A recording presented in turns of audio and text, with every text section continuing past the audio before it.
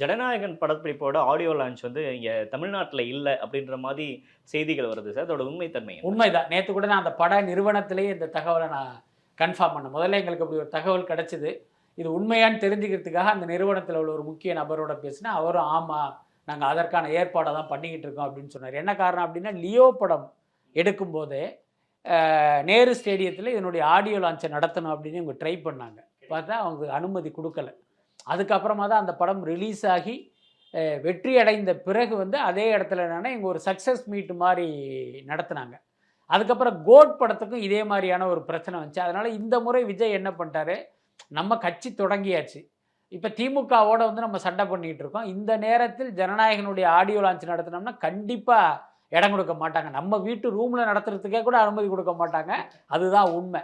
அதே நேரம் இது நம்மளுடைய கடைசி படம், இதை வந்து நம்ம பெருசாக பண்ணணும்னு பிளான் பண்ணி மலேசியாவில் நடத்துறதுக்கான ஒரு ஏற்பாடை பண்ணியிருக்காங்க. டிசம்பர் 2 வாரத்தை செகண்ட் வீக் மிடிலுக்கு அப்புறமா அது அங்கே நடக்க போகுது. முக்கியமாக பார்த்திங்கன்னா அங்கே இருக்கிற புத்திரஜயான்னு ஒரு இடம் இருக்குது. அதுதான் மலேசியாவில் உள்ள பிரதமர் அலுவலகம் உட்பட எல்லா அமைச்சர்களுடைய அலுவலகம், தலைமைச் செயலகம்லாம் இருக்கிற இடம். ஸோ அது வந்து ஒரு புதிதாக நிர்மாணிக்கப்பட்ட ஒரு ஏரியா. அது பிரமாதமாக இருக்கும். ஏற்கனவே அங்கே பார்த்திங்கன்னா எந்திரன் படத்தினுடைய ஆடியோ லான்ச்சை அங்கே நடத்தியிருக்காங்க. இப்போ இந்த ஆடியோ லான்ச்சை அங்கே தான் நடத்த போகிறாங்க. கிட்டத்தட்ட 1 லட்சம் 1.5 லட்சம் பார்வையாளர்கள் வர்ற அளவுக்கு ஒரு விசாலமான இடம் அது. ஸோ அதுக்கான வேலைகள் நடந்துக்கிட்டு இருக்கு.